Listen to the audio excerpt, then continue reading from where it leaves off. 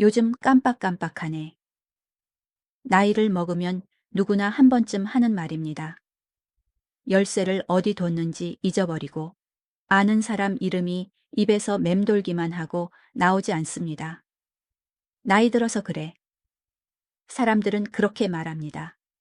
그런데 어떤 순간 이 건망증이 단순한 노화가 아닐 수도 있다는 불안이 찾아옵니다. 2026년 한국의 치매 환자가 100만 명을 넘습니다. 10명 중 1명입니다. 치매는 단순히 나이가 들어서 오는 병이 아닙니다. 외로움, 우울, 고립. 마음이 먼저 병들면 뇌도 따라서 병듭니다. 오늘 우리가 만날 두 사람은 60대입니다.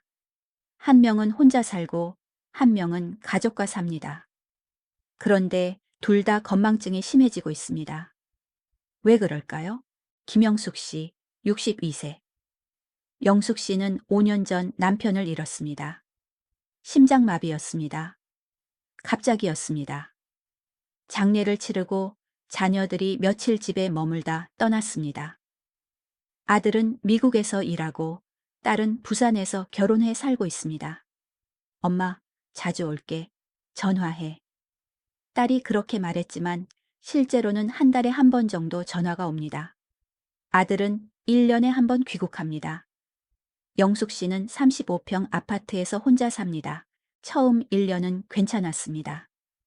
남편 없이 사는 게 외롭긴 했지만 친구들을 만나고 TV를 보고 그럭저럭 시간을 보냈습니다. 그런데 2년째부터 뭔가 달라지기 시작했습니다. 아침에 일어나면 오늘이 무슨 요일인지 헷갈렸습니다. 월요일인지 수요일인지 금요일인지 매일이 똑같았습니다. 가스레인지 불을 끄지 않고 외출한 적이 2번 있었습니다. 다행히 아무 일 없었지만 영숙 씨는 깜짝 놀랐습니다. 왜 이러지? 나 치매 오는 거 아니야? 병원에 가봐야 하나 생각했지만 가기 싫었습니다. 진짜 치매라고 하면 어떡하나 하는 두려움도 있었습니다. 작년 겨울 영숙 씨는 친구를 만났습니다. 고등학교 동창 정순이었습니다. 영숙아, 오랜만이다. 그러게. 정말 오래됐다. 그새 얼굴이 많이 좋아졌네? 아니야, 나 요즘 건강 별로야. 왜? 어디 아파? 아니, 그냥 깜빡깜빡하고 그래. 에이, 누가 안 그래. 나도 그래. 정순이는 영숙이의 고민을 가볍게 넘겼습니다. 영숙 씨는 집에 돌아와 거울을 봤습니다. 머리가 많이 휘었습니다. 주름도 깊어졌습니다. 나도 이제 늙었구나. 그날 밤 영숙 씨는 잠이 오지 않았습니다. 천장을 보며 생각했습니다. 이렇게 혼자 늙다가 치매 걸리면 어떡하지? 누가 돌봐주나? 눈물이 났습니다. 다음 날 영숙 씨는 약국에 갔습니다. 은행잎 추출물이 기억력에 좋다는 말을 들어서입니다. 약사가 물었습니다. 어르신, 요즘 기억력이 안 좋으세요? 네, 자꾸 깜빡깜빡해서. 혼자 사세요? 네. 병원 한번 가보시는 게 좋을 것 같은데요. 병원은 가기 싫어. 영숙 씨는 은행잎 추출물을 샀습니다. 하지만 먹어도 별로 나아지는 것 같지 않았습니다. 최근에는 이런 일도 있었습니다. 택시를 타는데 운전사가 물었습니다. 어디 가세요? 영숙 씨는 당황했습니다. 주소가 갑자기 생각나지 않았습니다. 그, 뭐였더라? 30년 넘게 산 집인데 주소가 입에서 나오지 않았습니다. 결국 휴대폰으로 주소를 찾아서 알려줬습니다. 집에 돌아와 영숙 씨는 울었습니다. 이제 정말 치매가 오는 건가? 왜 그럴까요? 영숙 씨는 왜 기억력이 나빠지고 있을까요? 심리학에서는 사회적 고립이 인지 기능을 저하시킨다고 말합니다. 뇌는 사용하지 않으면 퇴화합니다. 대화하고 생각하고 계획하고 관계를 맺을 때 뇌는 활발하게 작동합니다. 그런데 영숙 씨는 5년 동안 거의 혼자 살았습니다. 말할 사람이 없었습니다. 아침에 일어나도 안녕이라고 할 사람이 없었고 저녁에 오늘 어땠어? 라고 물어줄 사람도 없었습니다. 매일이 똑같았습니다. 아침에 일어나서 TV를 보고 혼자 밥을 먹고 다시 TV를 보고 잠들었습니다. 뇌에 자극이 없었습니다. 독일 출신 심리학자 카렌 호나이는 이렇게 말했습니다. 인간의 기본적 불안은 고립에서 온다. 우리는 혼자 있을 때 가장 취약해진다. 이 말을 일상의 언어로 풀면 이렇습니다. 우리는 누군가와 연결되어 있을 때 안전하다고 느낍니다. 그런데 영숙 씨는 5년 동안 그 연결을 잃었습니다. 남편이 떠난 후 자녀들은 멀리 있고 친구들도 점점 만나지 않게 되었습니다. 고립은 단순히 외롭다는 감정만 주는 게 아닙니다. 뇌를 공격합니다. 만성적인 스트레스 호르몬이 분비되고 이것이 기억을 담당하는 해마를 손상시킵니다. 영숙 씨가 주소를 잊어버린 것은 단순한 노화가 아닙니다. 5년간의 고립이 뇌를 서서히 침식한 결과입니다. 이준호 씨, 65세. 준호 씨는 2년 전 퇴직했습니다. 35년 다닌 회사였습니다. 퇴직금을 받아 빚을 갚고 남은 돈으로 작은 편의점을 열었습니다. 집에서 차로 10분 거리였습니다.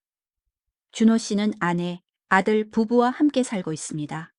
손자도 한 명 있습니다. 퇴직 후 처음 1년은 괜찮았습니다. 편의점 일도 배우고 손자도 돌보고 바쁘게 살았습니다. 그런데 최근 들어 뭔가 이상했습니다. 방금 한 말을 또 했습니다. 저녁 식사 중이었습니다.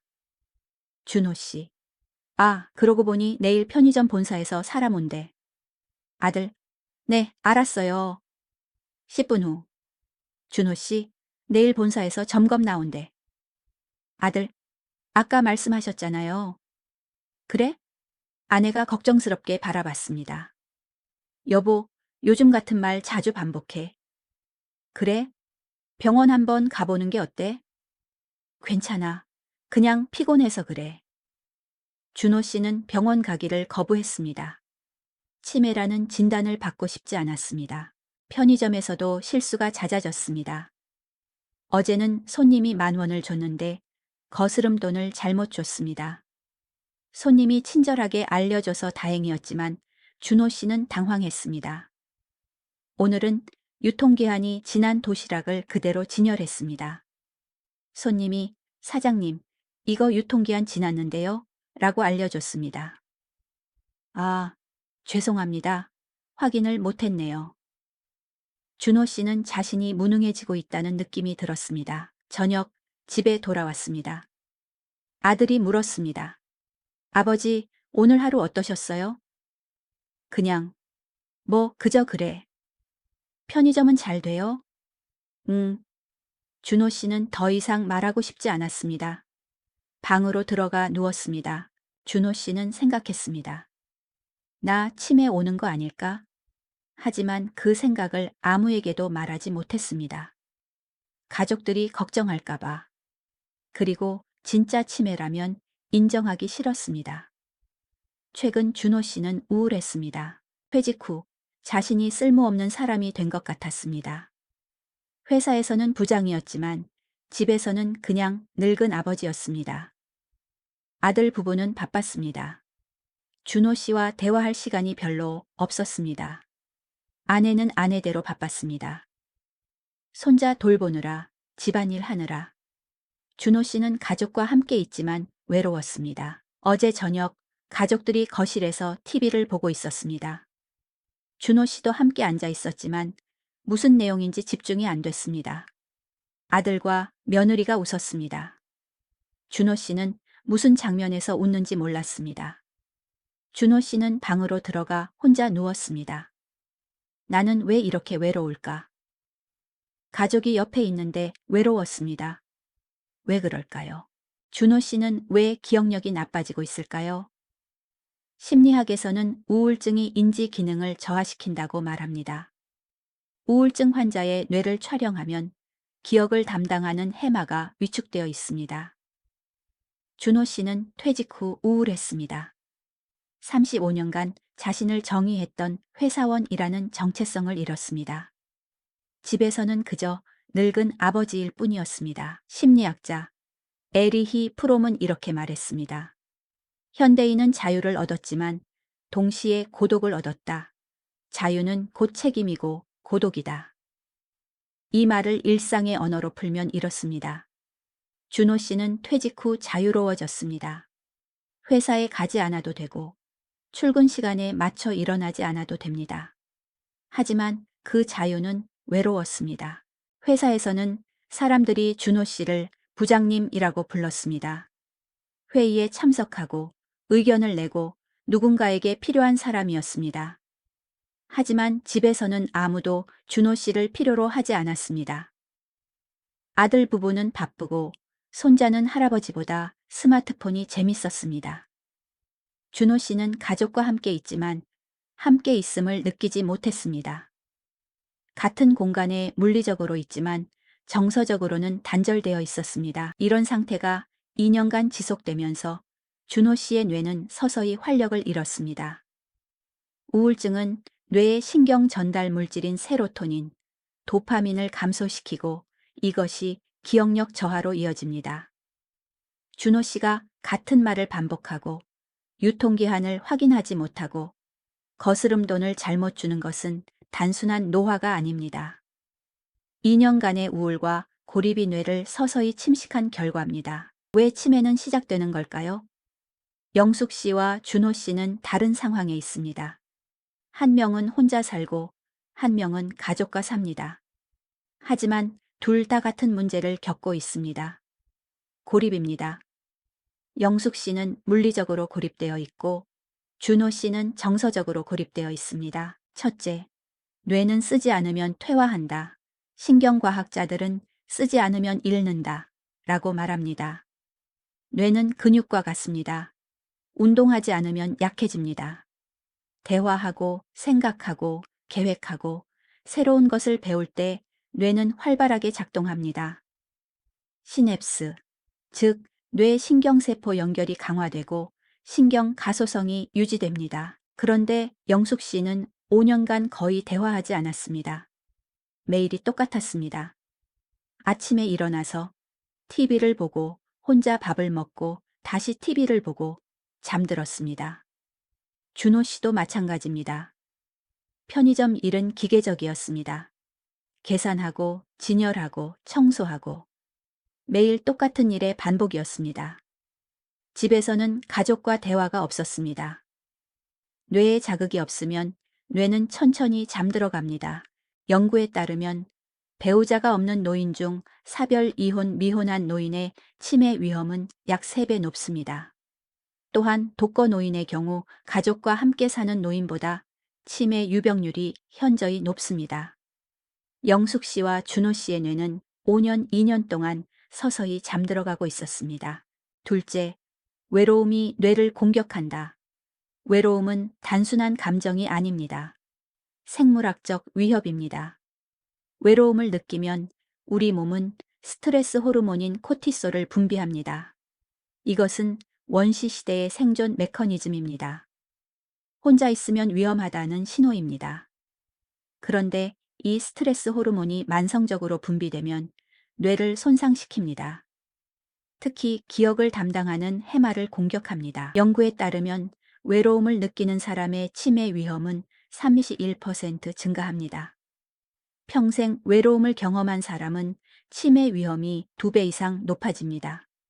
미국 공중보건서비스 단장은 이렇게 말했습니다. 외로움은 하루 담배 15개비와 같은 건강 악영향을 미친다. 영숙 씨는 5년간 만성적인 외로움을 겪었습니다. 준호 씨는 가족과 함께 있지만 정서적 외로움을 느꼈습니다. 그 외로움이 그들의 뇌를 서서히 잠식했습니다. 셋째, 우울증이 치매를 부른다. 우울증 환자의 치매 위험은 2.1배 높습니다. 왜 그럴까요? 우울증은 뇌의 신경 전달물인 세로토닌, 도파민을 감소시킵니다. 이것이 인지기능 저하로 이어집니다. 또한 우울증 환자는 활동을 하지 않습니다. 집에만 있고 사람을 만나지 않고 새로운 것을 시도하지 않습니다. 이것이 뇌 자극 감소로 이어지고 결국 치매 위험을 높입니다. 심리치료사 빅터 프랭클은 이렇게 말했습니다. 삶의 의미를 잃으면 우리는 서서히 죽어간다.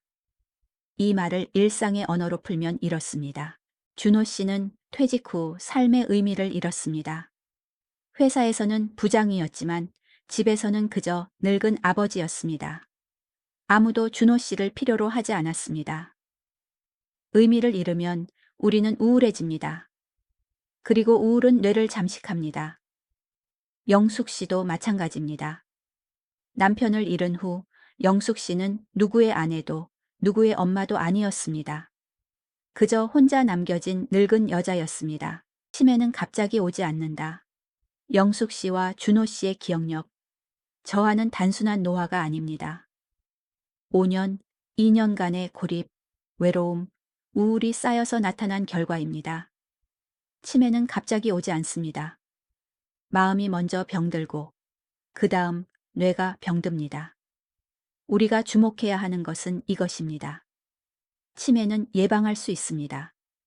사회적 관계를 유지하고 대화하고 새로운 것을 배우고 삶의 의미를 찾으면 치매 위험을 낮출 수 있습니다. 영숙 씨와 준호 씨에게 필요한 것은 약이 아닙니다. 연결입니다. 누군가와 대화하고 함께 웃고 오늘 어땠어? 라고 물어주는 사람. 그것이 그들의 뇌를 깨우는 가장 강력한 치료제입니다. 첫째, 치매는 예방할 수 있습니다.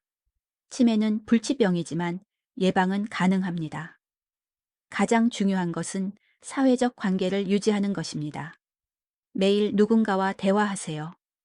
전화 통화도 좋고 만나서 차 한잔 하는 것도 좋습니다. 오늘 어땠어? 오늘 뭐 했어? 이런 작은 대화가 뇌를 깨웁니다. 둘째, 외로움을 방치하지 마세요. 외로움은 단순한 감정이 아닙니다. 건강을 위협하는 신호입니다. 혼자 있는 시간이 길어지면 의식적으로 사람을 만나야 합니다. 친구에게 먼저 연락하세요. 지역 복지관, 노인정, 종교 모임에 참여하세요. 봉사활동도 좋습니다. 누군가와 연결되어 있다는 느낌이 중요합니다. 셋째, 뇌를 계속 사용하세요. 뇌는 근육과 같습니다. 운동하지 않으면 약해집니다. 새로운 것을 배우세요. 외국어 공부, 악기 연주, 그림 그리기, 글쓰기. 무엇이든 좋습니다. 중요한 것은 뇌에 자극을 주는 것입니다. 독서도 좋습니다. 책을 읽으면 뇌가 활발하게 작동합니다. 산책도 좋습니다. 걸으면서 사람들과 인사하고 풍경을 보고 생각하세요. 넷째, 우울증을 치료하세요. 우울증은 창피한 병이 아닙니다. 중년의 10명 중 2~3명이 우울증을 경험합니다. 나는 괜찮아. 시간이 지나면 나아지겠지. 이렇게 방치하지 마세요. 우울증은 치료하지 않으면 치매로 이어질 수 있습니다. 전문가의 도움을 받으세요. 약물 치료, 심리 상담이 도움이 됩니다. 다섯째, 가족이 함께 노력하세요. 준호 씨처럼 가족과 함께 사는데도 외로운 사람이 많습니다. 중요한 것은 같은 공간에 있는 것이 아니라 정서적으로 연결되는 것입니다. 저녁 식사 시간에 휴대폰을 내려놓으세요. 오늘 하루 어땠어? 라고 물어주세요. 함께 산책하세요. 함께 요리하세요. 작은 관심이 큰 차이를 만듭니다. 여섯째, 삶의 의미를 찾으세요. 퇴직 후, 역할을 잃은 후 우리는 새로운 의미를 찾아야 합니다. 나는 누구인가? 나는 무엇을 하고 싶은가? 이 질문에 답하세요. 봉사활동, 취미, 여행, 공부. 무엇이든 좋습니다. 중요한 것은 나는 아직 쓸모 있는 사람이라는 느낌을 유지하는 것입니다. 7번째, 조기 검진을 받으세요. 건망증이 심해지면 병원에 가세요. 치매라고 진단받으면 어떡하지? 이 두려움 때문에 병원을 안 가는 사람이 많습니다. 하지만 조기에 발견하면 진행 속도를 늦출 수 있습니다. 경도인지 장애 단계에서 치료하면 치매로 진행되는 것을 막을 수 있습니다. 2026년 100만 명이 기억을 잃습니다. 하지만 치매는 갑자기 오지 않습니다. 외로움, 고립, 우울, 마음이 먼저 신호를 보냅니다. 그 신호를 무시하지 마세요. 오늘 누군가에게 전화하세요. 함께 차 한잔 하세요. 오늘 어땠어? 라고 물어주세요. 그것이 당신의 뇌를 지키는 첫걸음입니다. 치매는 두려운 병입니다. 하지만 우리는 포기하지 않아도 됩니다. 매일 조금씩 연결을 유지하고 뇌를 사용하고 의미를 찾으면 우리는 치매로부터 멀어질 수 있습니다. 혼자 늙지 마세요. 함께 늙어가세요. 그것이 우리가 치매를 이기는 방법입니다.